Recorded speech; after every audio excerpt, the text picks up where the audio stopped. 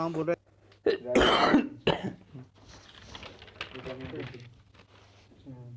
Welcome back. Next vitamin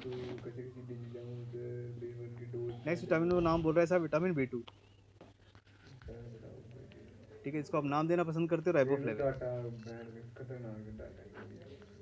ठीक है, dose आप बोलते हो 0.5 के बाद 0.6 मिलीग्राम पर 1000 किलो कैलोरी। अब मैं फिर कह रहा हूँ सोर्सेज को लेके बहुत बड़ी प्रॉब्लम रहेगी विटामिन की, लेकिन जो सोर्सेज हम लिख रहे हैं बता रहे हैं वो थोड़ा सा ध्यान में रखें। ठीक है, विटामिन B2 का क्वेश्चन आता है तो sheep liver oil, sheep liver oil ठीक है, इज ए गुड सोर्स, ये दिमाग में रख लेना क्योंकि क्वेश्चंस आए हुए हैं इसमें। ठीक है, cheap liver oil is a good source of vitamin B2।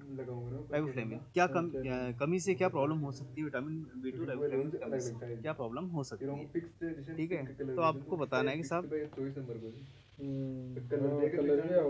Problem की आप बात करोगे, क्या प्रॉब्लम हो सकती है विटामिन B2 राइबोफ्लेविन की डेफिशिएंसी से। पहला पहला आप बोलते हो साहब, पहली प्रॉब्लम हो सकती है इन्फ्लेमेशन लिप्स, दूसरी प्रॉब्लम हो सकती है इन्फ्लेमेशन टंग। ठीक है, आपने सुना होगा अक्सर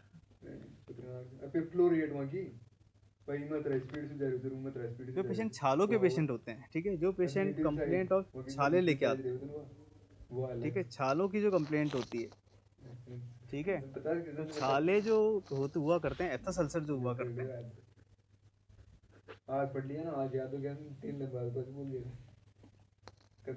तो सब अपन ने सुना भी और देखा भी है, छालों की कंप्लेंट लेके जो पेशेंट आते हैं अपन उनको ज़्यादा कुछ नहीं दे पाते हैं, बट एक चीज़ तो अपन उनको बेसिकली एडवाइस कर ही देते हैं, दैट इज बीकासो, दैट इज बीकासो। ठीक है, छालों के पेशेंट को अपन एक चीज़ तो एडवाइस कर ही देते हैं कि भैया बी कॉम्प्लेक्स खा ले, कुछ तो रीज़न होता होगा। ठीक है, कुछ तो रीज़न होता होगा, एक रीज़न तो इम्यूनिटी होती है, खैर एक रीज़न तो इम्यूनिटी होती है, इसके अलावा भी तो कुछ रीज़न होता होगा।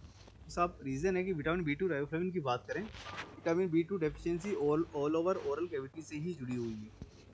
विटामिन B2 डेफिशिएंसी से हो सकता है inflammation of lips, inflammation of tongue. ठीक, टेक्निकल नाम क्या है इनके वो अपने से पूछेंगे एग्जाम में। इन्फ्लेमेशन लिप्स को आप क्या नाम देना पसंद करते हो, that is cheilosis, that is cheilosis.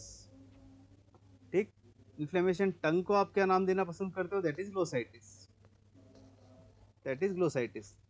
ठीक, एक आपने देखा होगा थोड़ा सा हमारे फेस पर, बेसिकली अगर अपन बात करें सबसे ज़्यादा कटा फटा अगर महसूस होता है तो वो होठों के किनारों पे महसूस होता है, ये भी ओरल कैविटी का हिस्सा ही हुआ करता है। इस टर्म को क्या नाम दिया जाए, तो साहब इस टर्म को नाम दिया जाता है एंगुलर, इसको नाम दिया जाता है एंगुलर स्टोमेटाइटिस, एंगुलर स्टोमेटाइटिस। तीसरी प्रॉब्लम, चौथा चौथा आपने ऑब्जर्व किया होगा अपने फेस पे सबसे ज़्यादा पसीने कहाँ पर आते हैं, ओरल कैविटी का हिस्सा ही हुआ करता है। इस टर्म को क्या नाम दिया जाए, तो साहब इस टर्म को नाम दिया जाता है एंगुलर, इसको नाम दिया जाता है एंगुलर स्टोमेटाइटिस, एंगुलर स्टोमेटाइटिस। तीसरी प्रॉब्लम, चौथा चौथा आपने ऑब्जर्व किया होगा अपने फेस पे सबसे ज़्यादा पसीने कहाँ पर आते हैं, अपने फेस पे सबसे ज़्यादा पसीने या तो नाक के आसपास आते हैं या फिर होठ के आसपास आते हैं। ठीक, तो नाक के आसपास मतलब नेजो, होठ के आसपास मतलब लेबियल, लेबियल। टर्म को नाम देते हैं डिसबेसिया, डिसबेसिया, डिसबेसिया। ओरल कैविटी, छाले, इनसे रिलेटेड कुछ भी प्रॉब्लम है तो बेसिकली B2 डेफिशिएंसी ही मानी जाती है। ठीक है, इन्फ्लेमेशन लिप्स आपने बोला चिलोसिस, इन्फ्लेमेशन टंग आपने बोला ग्लोसाइटिस, आपने बोला होठों के किनारों का फट जाना एंगुलर स्टोमेटाइटिस, आपने बोला नाक और होठों का रूखापन, पसीने कम आना मतलब सिबेशियस जो ग्लैंड्स है उनका डिसजेनेसिस होना, इसको बोलते हैं नेजोलेबियल डिसबेसिस। आपसे कोई पूछे ए कि साहब एक शब्द में बता दो कि साहब विटामिन B2 डेफिशिएंसी क्या करती है, तो अपन बोलते हैं ए राइबोफ्लेविनोसिस, ए राइबोफ्लेविनोसिस,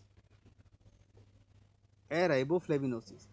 उसमें आपका चिलियोसिस आ जाता है, उसमें आपका ग्लोसाइटिस आ जाता है, इसमें आपका एंगुलर स्टोमेटाइटिस आ जाता है, उसमें आपका नेजोलेबियल डिसबेसिया आ जाता है।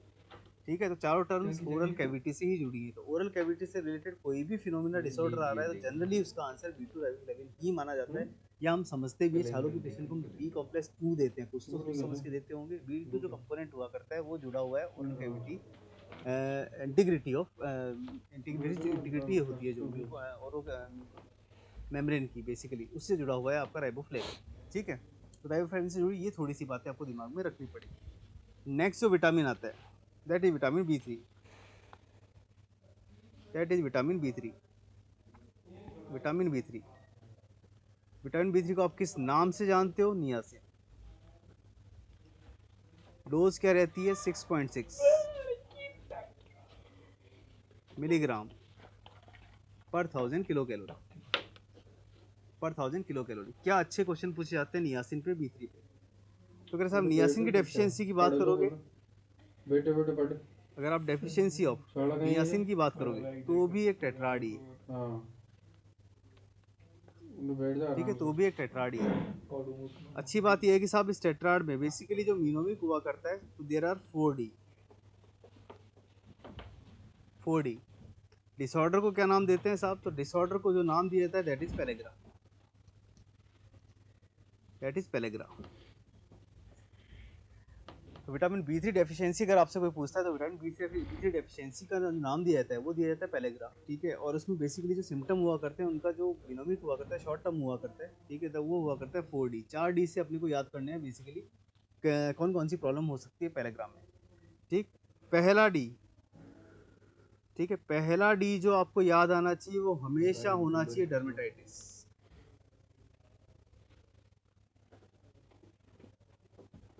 ठीक है। मैं फिर कह रहा हूँ पहला डी हमेशा डर्मेटाइटिस ही दिमाग में आना चाहिए। क्यों वो थोड़ी देर बाद बता दूंगा। दूसरा डी। दूसरा डी होता है आपका डायरिया। तीसरा डी। तीसरा डी होता है आपका डिमेंशिया। और चौथा डी हुआ करता है आपका डेथ। ठीक है। कुछ सालों पहले ये 3D हुआ करता था, अब 4D कर दिया, इसको डेथ भी ऐड कर दिया गया है। तो अगर आपसे कोई पूछता है vitamin B3 deficiency, niacin deficiency 6.6 milligram पर 1000 किलो कैलोरी रिक्वायरमेंट है आरडीएस की रोज की, तो साहब इसकी डेफिशिएंसी से क्या प्रॉब्लम हो सकती है? तो डिसऑर्डर का नाम हुआ करता है पेलेग्रा।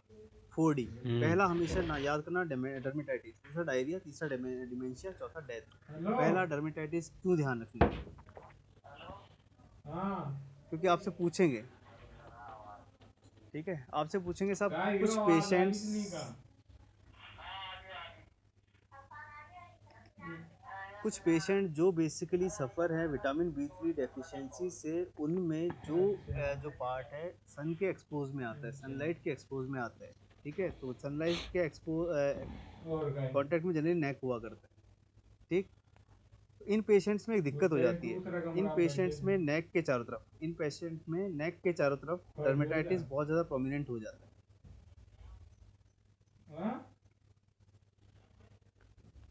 ठीक है। डर्मेटाइटिस बहुत ज़्यादा परमानेंट हो जाता है। हमारे काम का क्वेश्चन आता है कि साहब दूर से आप इन पेशेंट्स को देखोगे तो आपको ऐसा लगेगा कि इन्होंने गले में कुछ पहन रखा है। तो साहब गले में जो पहना जाता है उससे बोला जाता है नेकलेस।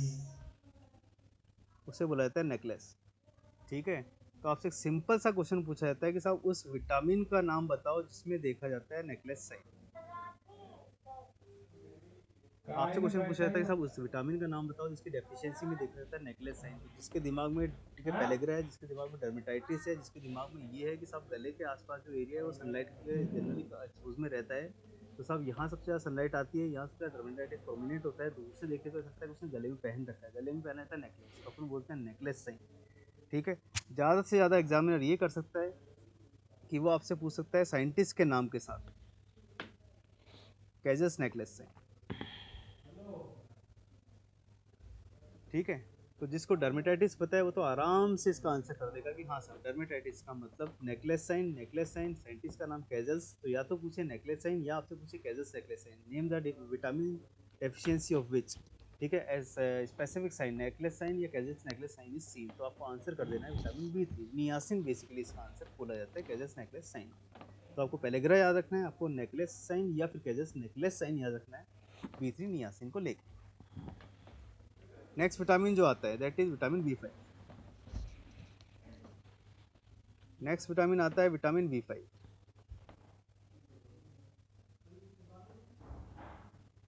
विटामिन B5 के हर क्वेश्चन का आंसर 5 से ही आएगा, 5 से ही इसका नाम आएगा आपके दिमाग में, पेंटोथेनिक एसिड। ठीक है, 5 से ही आपको याद आएगा इसकी डोज 5 दूनी 10 मिलीग्राम। 5 से ही आपको याद आएगा 3+2। ठीक है, और 5 से ही आपको याद आएंगे कुछ क्वेश्चन। एक क्वेश्चन तो ये आपसे पूछा जाता है कि साहब कितना मिलीग्राम विटामिन B5 एक्सक्रीट होता है यूरिन में पर डे, तो दैट इज 3 मिलीग्राम। ठीक है, एग्जामिनर बेसिकली आपको ये इनडायरेक्टली पूछना चाह रहा है कि साहब vitamin B5 is a water soluble vitamin. Vitamin B कितना मिलीग्राम विटामिन B5 एक्सक्रीट होता है यूरिन में पर डे, तो दैट इज 3 मिलीग्राम। ठीक है, एग्जामिनर बेसिकली आपको ये इनडायरेक्टली पूछना चाह रहा है कि साहब vitamin B5 is a water soluble vitamin. Vitamin B5 is a water soluble vitamin. ठीक है, तो water soluble vitamin generally body में जितना स्टोर होना था उतना स्टोर होते हैं, बाकी एक्सक्रीट हो जाते हैं यूरिन में। तो बाकी का तो नहीं पूछेगा, पर विटामिन बी का जरूर पूछते हैं साहब पर डे एक्सक्रीट होने वाले विटामिन B5 का अमाउंट कितना है। तो आपको 5 को 2 टुकड़ों में तोड़ देना है, 3+2, तो आपको याद आ जाएगा 3 मिलीग्राम। 2 हमने क्यों लिखा है? 2 से आपको याद आएंगे इसके फंक्शन। 2 पहला सी दूसरा सी, ठीक है, 2C 2C से आपको याद आएंगे इसके फंक्शन। पहला काम होता है इसका कॉर्टिकोस्टेरॉइड सिंथेसिस, और दूसरा काम होता है इसका coenzyme Q synthesis. Coenzyme Q synthesis. ठीक है, कॉर्टिकोस्टेरॉइड आपका जुड़ा हुआ है एड्रिनल ग्लैंड से, और कोएंजाइम क्यू आपका जुड़ा हुआ है आपका रेस्पिरेशन से। रेस्पिरेशन से, ठीक है। तो B5 का सारे आंसर जो होते हैं बेसिकली वो 5 से आपके दिमाग में आ जाएंगे। 5 मतलब 5, 5 मतलब पेंटेन, पेंटेन मतलब नाम, पेंटोथेनिक एसिड, 5 दूना 10, 10 मिलीग्राम पर डे इसकी वेट डोज। ठीक है, 5 को 2 टुकड़ों में तोड़ोगे आप 3+2, तो एक क्वेश्चन आपका सही हो जाएगा कि साहब पर डे एक्सक्रीट होने वाला पेंटोथेनिक एसिड यूरिन में कितना अमाउंट होता है, 3 मिलीग्राम। 2 से याद आएंगे आपको 2C। पहला C होता है कॉर्टिकोस्टेरॉइड सिंथेसिस, इसमें पार्टिसिपेट करता है विटामिन B5 एड्रिनल ग्लैंड से जो अपना सिंथेसिस हुआ करता है। दूसरा होता है रेस्पिरेशन में कोएंजाइम क्यू हुआ करता है। ठीक है, कोएंजाइम क्यू सिंथेसिस में पार्टिसिपेट किया करता है पेंटोथेनिक एसिड। इसीलिए इसीलिए एक क्वेश्चन बहुत फेमस है, अगर एड्रिनल ग्लैंड आ ही गई है तो आपसे पूछेंगे name the vitamin which is known as anti stress vitamin. आपसे पूछेंगे name the vitamin which is known as anti stress vitamin, तो भैया एड्रिनल ग्लैंड ही होती है, फियर और फ्लाइट। ठीक है, जो ऐसी परिस्थितियों में जहाँ आप डर रहे हो बेसिकली, आप थोड़ा सा मुश्किल में हो, तो एड्रिनल ग्लैंड ही हम लोगों को सेव करती है। तो एड्रिनल ग्लैंड मतलब कॉर्टिकोस्टेरॉइड, मतलब स्ट्रेस, मतलब एंटी स्ट्रेस विटामिन। एक क्वेश्चन आपके एग्जाम में पूछा गया था बहुत कि साहब किस विटामिन को एंटी स्ट्रेस विटामिन बोला जाता है। जिसके दिमाग में कॉर्टिकोस्टेरॉइड एड्रिनल ग्लैंड आ गई उसने तो आंसर कर दिया था विटामिन B5। ठीक है, नेक्स्ट आपसे पूछते हैं डेफिशिएंसी ऑफ विटामिन B5 क्या कर सकती है। तो ये करती है BF सिंड्रोम। ठीक है, burning feet syndrome, burning feet syndrome. इसका दूसरा नाम भी आ सकता है burning sole syndrome, burning sole syndrome. ठीक है, तो एक 5 से लगभग आपके भी के पेंटोथेनिक एसिड के सारे आंसर सॉल्व हो सकते हैं अगर आप ट्राई करोगे। 5 से पेंटोथेनिक, 5 से 10 मिलीग्राम, 5 से 3+2, 3+2 से 3 मिलीग्राम, 2 से आपके 2C। पहला C आपका corticosteroid adrenal anti stress vitamin, दूसरा आपका कोएंजाइम क्यू सिंथेसिस रेस्पिरेशन, तीसरा इसकी कमी से होने वाला सिंड्रोम हुआ करता है that is burning sensation in legs, feets में बर्निंग सेंसेशन आते हैं, बर्निंग फीट सिंड्रोम। फीट की जगह वो सोल भी यूज कर सकता है, तो आपको देख लेना है दोनों जनरली बर्निंग फीट है या बर्निंग सोल है। आंसर आपका B5 ही जाएगा, पेंटोथेनिक एसिड। तो ये दो चार पांच इन्फॉर्मेशन आप B5 के रिगार्डिंग थोड़ा अपने दिमाग में रख लेना। नेक्स्ट आता है आपका B6, विटामिन B6 पाइरोडॉक्सिन। इसकी डोज आपने B5 से याद की, 5 दूनी 10 का जो 2 था वो आपने यूज किया, तो that is 10 milligram per day. ठीक है, क्या अच्छे क्वेश्चन पूछे जाते हैं B6 पे। क्वेश्चन नंबर फर्स्ट, क्वेश्चन में पूछते हैं सब, क्वेश्चन में फर्स्ट पूछते हैं कि साहब विटामिन B6 की डेफिशिएंसी पेशेंट्स को क्या प्रॉब्लम कर सकती है। ठीक है, तो that is peripheral neuropathy, peripheral neuropathy, deficiency of vitamin B6, पाइरोडॉक्सिन की जो प्रॉब्लम वो है डेफिशिएंसी, वो क्या कर सकती है। तो आप बोलो साहब A for apple, B for baby, C for cat, P for pyridoxine और P for peripheral neuropathy. P for pyridoxine, P for peripheral neuropathy, याद आ जाएगा। क्वेश्चन नंबर सेकंड, उस थेरेपी का नाम बताओ जिससे जुड़ा हुआ है पाइरोडॉक्सिन, तो अपन बोलते हैं डॉट्स। ठीक। क्वेश्चन नंबर थर्ड, उस ड्रग का नाम बताओ डॉट्स में जिससे जुड़ा हुआ है पाइरोडॉक्सिन, तो अपन बोलते हैं आइसोनियाजिन, आइसोनियाजिन। नेक्स्ट बोलता है कि साहब आइसोनियाजिन क्या प्रॉब्लम करता है। ठीक है, तो साहब isoniazid decreases the plasma levels of vitamin B6। ठीक है, तो क्या करना पड़ेगा आपको, सप्लीमेंट करना पड़ेगा vitamin B6, supplement vitamin B6 in every patient of dots. अब डॉट्स तो नहीं रहा है बट कोई बात नहीं, ठीक है, पाइरोडॉक्सिन तो सॉरी आइसोनियाजिन तो दे ही रहे हैं। तो टीबी के पेशेंट्स में जिसको भी आइसोनियाजिन दिया जा रहा है उसको आपको एक विटामिन तो सप्लीमेंट करना ही पड़ेगा, उसका नाम है पाइरिडॉक्सिन। ठीक है, और डोज बढ़ा दी जाती है, डोज होती है 10 milligram per day,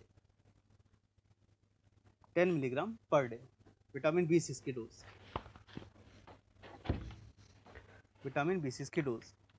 last question जो बनता है पाइरोडॉक्सिन पे, आपसे पूछेंगे साहब प्रेग्नेंट फीमेल अगर है, प्रेग्नेंट फीमेल में अगर प्रॉब्लम आ रहा है नोजिया वोमिटिंग, ठीक है, तो कौन सा विटामिन आप सजेस्ट कर सकते हो, तो that is vitamin B6, that is vitamin B6। आप सभी ने सुना होगा प्रेग्नेंट फीमेल को लेके, प्रेग्नेंट फीमेल में अपन एक टैबलेट देते हैं डॉक्सीनेट, ठीक है, नोजिया वोमिटिंग के लिए। डॉक्सीनेट मतलब डॉक्सीनेमाइन सक्सीनेट, ठीक है। बट अगर किसी पेशेंट को दिया जा रहा है डॉक्सीनेट प्लस, डॉक्सीनेट प्लस, तो डॉक्सीनेट प्लस का मतलब बेसिकली पाइरोडॉक्सिन ही हुआ करता है। ठीक है, पाइरोडॉक्सिन ही हुआ करता है। तो इंपॉर्टेंट क्वेश्चन जो पाइरोडॉक्सिन से पूछे गए हैं कि साहब जनरली डोज क्या रहती है, 2 मिलीग्राम पर डे रहती है, इसकी डेफिशिएंसी क्या करती है, P for pyridoxine, P for peripheral neuropathy. एक अच्छा क्वेश्चन आपसे पूछा जाता है कि साहब P for pyridoxine, P for pregnancy, pregnancy में नोजिया वोमिटिंग को स्टॉप मतलब प्रिवेंट करने के लिए कोई विटामिन भी यूज़ कर सकते हैं क्या, तो हाँ करते हैं साहब, पाइरोडॉक्सिन यूज़ किया जाता है विटामिन B6।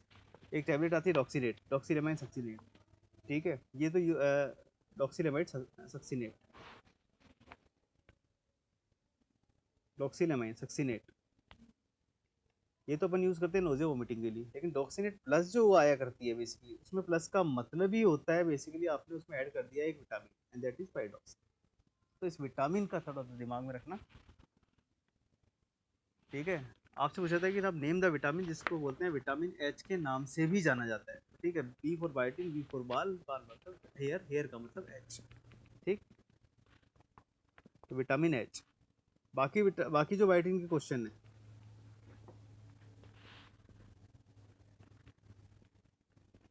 बाकी आप बायोटीन को एक वर्ड से जोड़ लेना, सारे आंसर आपको रिकॉल हो जाएंगे। ठीक है, सारे आंसर आपको रिकॉल हो जाएंगे। बी फॉर बायोटीन, के फॉर केरेटिन, बस। बायोटीन का हर क्वेश्चन केरेटिन से जुड़ेगा। ठीक है, हमारी बॉडी में जहाँ जहाँ केरेटिन है, ठीक है, वहाँ बायोटीन काम करता है। इतना कहाँ का केरेटिन है वो तो हम दिमाग लगा लें। ठीक, केरेटिन के नाम पे पहला जो शब्द आता है आपके दिमाग में वो आता है हेयर्स, दूसरा आता है नेल्स, तीसरा आता है कंजक्टाइवा, और चौथा आता है स्किन, अपर लेयर। ठीक है, तो बायोटीन मतलब केरेटिन। केरेटिन बॉडी में जहाँ जहाँ है, ठीक है, वहीं वहीं से इसकी डेफिशिएंसी प्रॉब्लम क्रिएट करेगी। कहाँ कहाँ है ये हम समझते हैं। हेयर्स में है, आपका कंजक्टिवा में, आपके नेल्स में, आपकी स्किन की जो सुपरफिशियल लेयर होती है, स्ट्रैटम जिसे आप कॉर्नियम बोला करते हैं, उसमें भी केरेटिन हुआ करता है। तो अगर किसी बच्चे को ये पता है तो डेफिशिएंसी प्रॉब्लम क्रिएट नहीं करेगी। कि साहब विटामिन B7 डेफिशिएंसी क्या प्रॉब्लम क्रिएट कर सकती है पेशेंट्स, तो वन बाय वन सॉल्व हो जाएंगे। आप बोलोगे साहब हेयर्स की प्रॉब्लम की बात करें तो पेशेंट में suffer from alopecia, loss of hairs. Nails की बात करें तो थिनिंग ऑफ नेल्स, नेल्स पतले हो जाएंगे। ठीक है, ब्रिटल नेल्स जिसे बोलते हैं, ब्रिटल नेल्स। कंजक्टिवा की बात करोगे तो पेशेंट को सफ़र हो सकता है कंजक्टिवाइटिस। स्किन की बात करोगे तो पेशेंट में सफ़र फ्रॉम डर्मेटाइटिस। ये आपको याद रखना है B7 को लेके।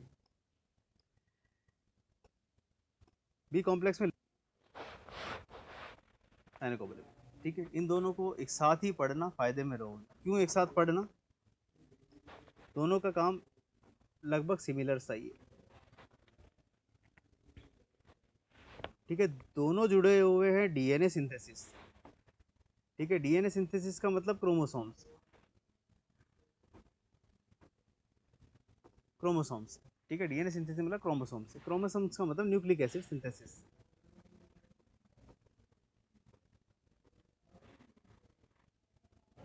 न्यूक्लिक एसिड सिंथेसिस से दोनों को एक साथ पढ़ना, क्योंकि दोनों का एक काम कॉमन सा ही है। दोनों जुड़े हुए हैं डीएनए सिंथेसिस से, या क्रोमोसोम कह लो या न्यूक्लिक एसिड कह लो, बात एक ही है। स्पेसिफिक काम क्या है? ठीक है, और दोनों जुड़े हुए हैं एक चीज से,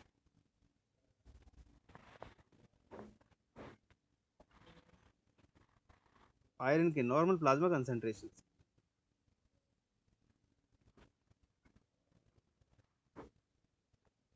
आयरन के नॉर्मल प्लाज्मा कंसंट्रेशन, आयरन के नॉर्मल प्लाज्मा कंसंट्रेशन में तीन नाम आते हैं। पहला फॉलिक एसिड, दूसरा आपका आता है विटामिन B12,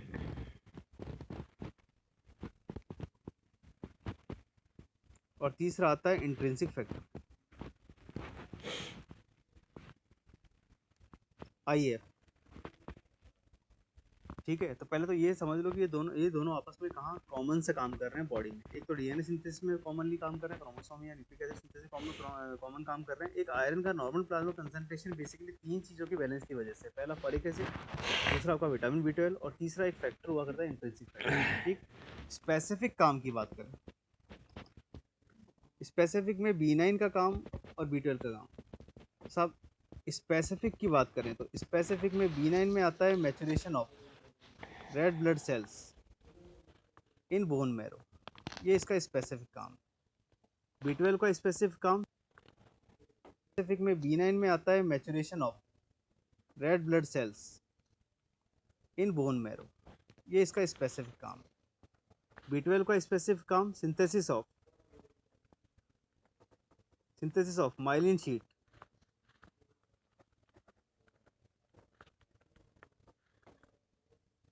इन नर्व्स। ठीक है, ऑफ स्पाइनल कॉर्ड। तो कुछ काम तो इनके कॉमन है, डीएनए सिंथेसिस और इन आयरन प्लाज्मा कंसंट्रेशन को नॉर्मल रखना। कुछ काम इनके स्पेसिफिक है, जैसे फॉलिक एसिड का स्पेसिफिक काम होता है बोन मैरो में आरबीसी के मैचुरेशन को लेके। ऐसे B12 का स्पेसिफिक काम हुआ करता है synthesis of myelin sheath in nerves around spinal cord. तब इनकी डेफिशिएंसीज अपने को याद मतलब रटनी नहीं पड़ेगी। तो कह रहे साहब अगर बात करें deficiency of folic acid, deficiency of folic acid क्या प्रॉब्लम कर सकती है? तो क्योंकि ये maturation of RBCs in bone marrow से रिलेटेड है, तो ये कर सकती है एनीमिया। एनीमिया, एनीमिया का नाम होगा मेगलोब्लास्टिक।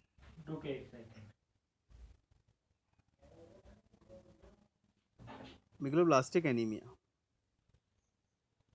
ठीक है, या ये कर सकती है neural tube defects.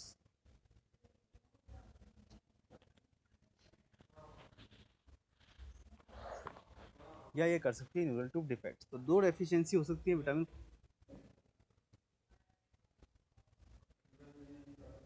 Megaloblastic anaemia, ठीक है, या ये कर सकती है न्यूरल ट्यूब डिफेक्ट्स।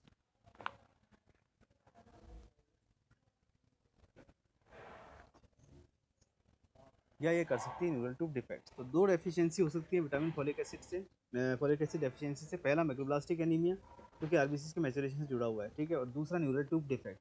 उधर बात करें, उधर वो बोलता है साहब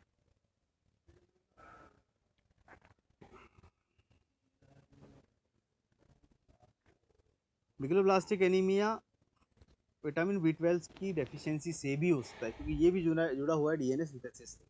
हाँ, एक नाम है जो एक्स्ट्रा है, that is pernicious anaemia. Pernicious anaemia ये आप थोड़ा इंपॉर्टेंट मान सकते हो, पर्नीशियस एनीमिया। तो पर्नीशियस एनीमिया जुड़ा हुआ है बेसिकली इस, वो कह रहे साहब विटामिन B12 जब भी एब्जॉर्ब होता है बेसिकली इंट्रिंसिक फैक्टर के साथ ही एब्जॉर्ब होता है, कॉम्प्लेक्स फॉर्म में, कॉम्प्लेक्स फॉर्म में। तो अगर विटामिन B12 और इंट्रिंसिक फैक्टर की वजह से एनीमिया हो रहा है तो उसे मेगलोब्लास्टिक एनीमिया तो नाम नहीं दिया जाता, उसे नाम जो दिया जाता है that is pernicious anaemia, pernicious anaemia. एक लास्ट प्रॉब्लम जो हो सकती है,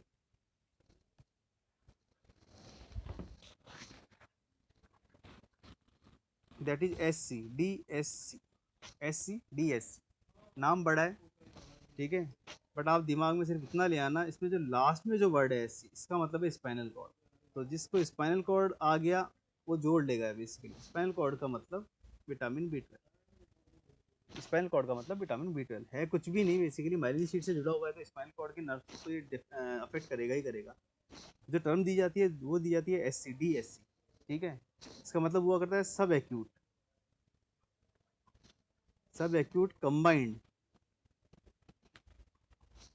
डीजनरेशन ऑफ स्पाइनल कॉर्ड, ठीक है। तो नाम बड़ा है SC, बट लास्ट के दो वर्ड पकड़ लेना आपको, स्पाइनल कॉर्ड, ठीक है। तो स्पाइनल कॉर्ड अगर आपने दिमाग में लिया है तो अपने आप दिमाग में रिकॉर्ड हो जाएगा कि विटामिन B12 से रिलेटेड ही क्वेश्चन है बेसिकली, और कोई विटामिन तो स्पाइनल कॉर्ड से जुड़ा हुआ है भी नहीं। तो ये है subacute combined degeneration of spinal cord, ठीक है। तो नाम बड़ा है SC, बट लास्ट के दो वर्ड पकड़ लेना आपको, स्पाइनल कॉर्ड, ठीक है। तो स्पाइनल कॉर्ड अगर वो basically deficiency of vitamin B12 से ही हुआ कर। इन दोनों विटामिन को आप साथ पढ़ने की कोशिश करना, थोड़े कंफ्यूजन, ठीक है। क्या काम है विटामिन सी का, आपने कल ही बोला, ठीक है, vitamin C is a powerful antioxidant. तो अगर बात इम्यूनिटी की हो जाए, बात एंटीऑक्सीडेंट नेचर की हो जाए, ठीक है, या सबसे हटके जो काम है, ठीक है, that is collagen tissue matrix synthesis, ये थोड़ा हटके काम है। Collagen tissue matrix synthesis vitamin C का एंटीऑक्सीडेंट नो डाउट है ही, करिए अपन ने बोला, ठीक है। तीन vitamin, vitamin A, vitamin C, vitamin E, zinc और सेलेनियम, ये सब एंटीऑक्सीडेंट कैटेगरी में आते हैं। तो इम्यूनिटी और एंटीऑक्सीडेंट नेचर तो इनकी है ही। इसके अलावा एक स्पेसिफिक काम याद रखना, कोलेजन टिश्यू मैट्रिक्स, ठीक है। मतलब अगर किसी क्वेश्चन में मसल, बोन, लिगामेंट, टेंडन्स, अगर इनकी स्ट्रेंथ की बात हो रही है तो बेसिकली विटामिन सी का ही नाम आता है अपने पास। एक इंपॉर्टेंट क्वेश्चन होता है richest source, richest source of vitamin C, richest source of vitamin C. सबको पता है साहब सबसे ज़्यादा विटामिन सी किसमें पाया जाता है, आंवला में, ठीक है। बट बुरी बात यह है कि वो आपको इसका आंवला नाम लिख के नहीं देगा, वो आपको इसका नाम लिख के देगा इंडियन गूसबेरी। तो थोड़ा बच के रहना, ठीक है, थोड़ा बच के रहना। नो डाउट सबसे ज़्यादा विटामिन सी आंवला में ही पाया जाता है, बट आंवला नाम नहीं देता है, वो आपको लिख के देगा विटामिन सी का आंवला का बॉटनिकल नेम, ठीक है, इंडियन गूसबेरी। तो इंडियन गूसबेरी आंवला को ही बोला जाता है, ठीक है। कितना विटामिन सी होता होगा, तो सब 600 मिलीग्राम पर 100 ग्राम, 600 मिलीग्राम पर 100 ग्राम विटामिन सी पाया जाता है आंवला में, ठीक, एचएस सोर्स हुआ करता है। Last question, deficiency, deficiency of vitamin C. तो लगभग सभी को पता है deficiency of vitamin C basically बच्चों में एक प्रॉब्लम क्रिएट करती है और उस प्रॉब्लम का नाम है स्कर्वी। प्रॉब्लम का नाम है स्कर्वी। ठीक है, बच्चों में डेफिशिएंसी जो क्रिएट होती है विटामिन सी की वजह से, दैट इज स्कर्वी। ठीक, नेक्स्ट आपके पास आता है vitamin D. Vitamin D, vitamin D से रिलेटेड अच्छे क्वेश्चन क्या होते हैं, मैं 2-4 क्वेश्चन आपको बता देता हूँ। पहला तो बोलते हैं कि साहब विटामिन डी बनता कैसे, तो 7 D hydroxy, 7 D hydroxy cholesterol, 7 D hydroxy cholesterol. Exam में लिखा हुआ आएगा 7 DHC, 7 DHC। एक क्वेश्चन तो आपसे एग्जाम में यही पूछते हैं साहब, which is the precursor, which is the precursor of vitamin D. तो अपन बोलते हैं 7 D hydroxy cholesterol, 7 D hydroxy cholesterol, और यही बना के देता है बॉडी में calciferol.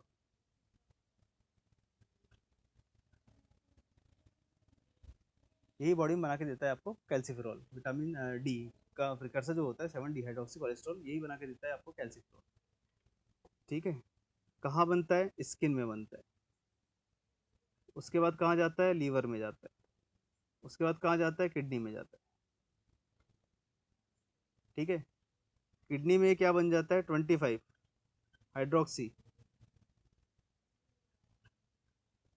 Cholecalciferol.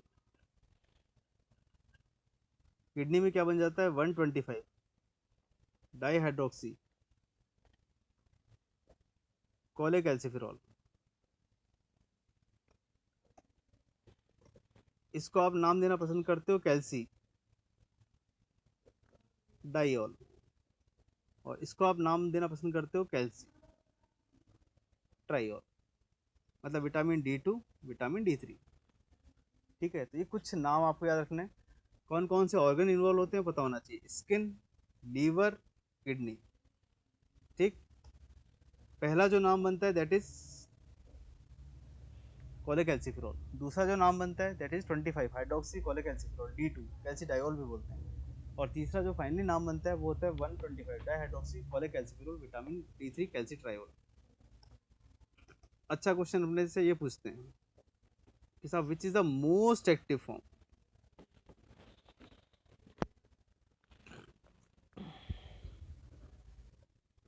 Which is the most active form of vitamin D. तो आपने देखा होगा टेबलेट में लिखा हुआ आता है कैल्शियम प्लस D3 तो लिखा हुआ आता है, तो आप बोलते हैं कैल्सी ट्राइओल या आप बोलते हैं 125 डाई हाइड्रोक्सी कोलेकैल्सिफेरॉल, बात एक ही। ठीक, नेक्स्ट बात करें अपन रिचेस्ट सोर्स। ठीक है, रिचेस्ट सोर्स। नेक्स्ट अपन बात करें रिचेस्ट सोर्स की, तो रिचेस्ट सोर्स हम बोल चुके हैं, कम से कम विटामिन ए और विटामिन डी का तो फिक्स है, and that is fish liver oil, and that is fish liver oil. तो ये 2-3 इन्फॉर्मेशन है जो अपने को विटामिन डी के बारे में पता होनी चाहिए। नेक्स्ट में आता है आपका विटामिन ई। ठीक है, जिसकी डोज आपने बोली 0.8 मिलीग्राम पर gram of essential fatty acid. ठीक है, क्या क्या अच्छे क्वेश्चन बनते हैं विटामिन ई पे वो मैं आपको डिस्कस कर लेता हूँ। पहला आपसे पूछेंगे मोस्ट एक्टिव फॉर्म।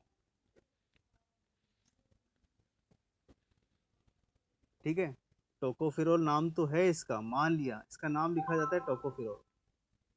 आपसे पूछेंगे मोस्ट एक्टिव फॉर्म, तब आपको लिखना पड़ेगा अल्फा टोको। ठीक है, alpha tocopherol is the most active form of vitamin E. ठीक है, दूसरा बोलते हैं सोर्सेज। सोर्सेज, तो जो फैट के सोर्सेज हैं वही इसके सोर्सेज। ठीक है, उसमें आप वेजिटेबल ऑयल्स कह लो, ठीक है, बटर कह लो, ठीक है, कॉटन सीड्स ऑयल कह लो, कुछ भी कह लो।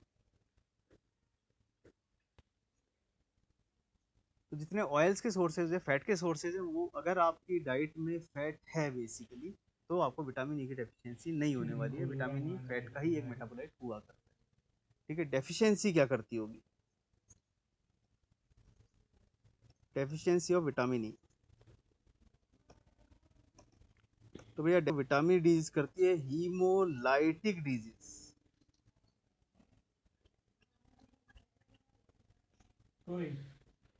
हीमोलाइटिक डिजीज अगर डेफिशिएंसी की बात करें तो डेफिशिएंसी को विटामिन ई आप बच्चों में बेसिकली ज़्यादा, बड़ों में कम करती है, वो होती है विटामिन हीमोलाइटिक डिजीज, बच्चों में ज़्यादा करती है हीमोलाइटिक डिजीज इन न्यूबॉर्न्स। तो गिनती के 3-4 पॉइंट है जो आपको याद रखने हैं विटामिन ई के बारे में। लास्ट का बचता है विटामिन के। विटामिन के का डोज आपने लिखा 0.03 मिलीग्राम पर केजी ऑफ बॉडी वेट।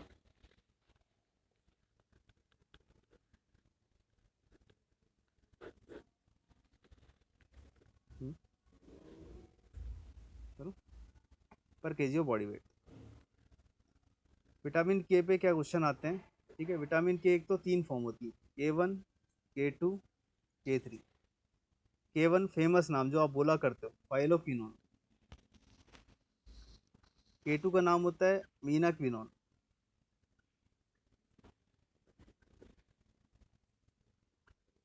ठीक है, और K3 का नाम हुआ करता है मीनाडाइओन।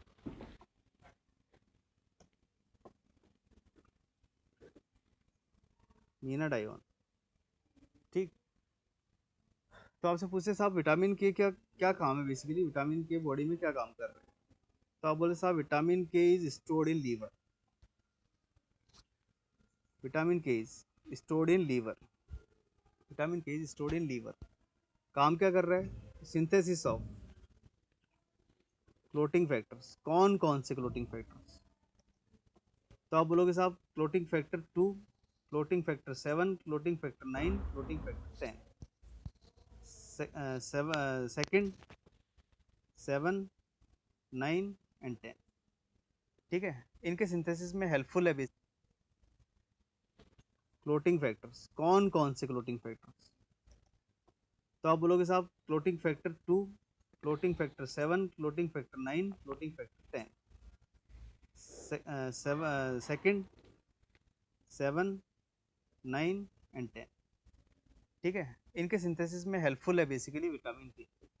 तो अगर किसी पेशेंट में विटामिन के डेफिशिएंट हुआ, अगर किसी पेशेंट में विटामिन के डेफिशिएंट हुआ तो उसे कहाँ प्रॉब्लम आ सकती है। तो आप बोलना साहब इसका जो क्लोटिंग टाइम है, ठीक है, वो पहले से थोड़ा सा ज़्यादा हो जाएगा, बढ़ जाएगा। जितनी देर में ब्लड क्लॉट होना चाहिए उतनी देर में ब्लड क्लॉट नहीं होगा, थोड़ा ज़्यादा टाइम लेगा, उसका जो क्लोटिंग टाइम है वो बेसिकली बढ़ जाएगा, ठीक है। अगर वो पूछता है डिसऑर्डर बताओ, कौन सा डिसऑर्डर होगा, ठीक है। तो क्लोटिंग फैक्टर की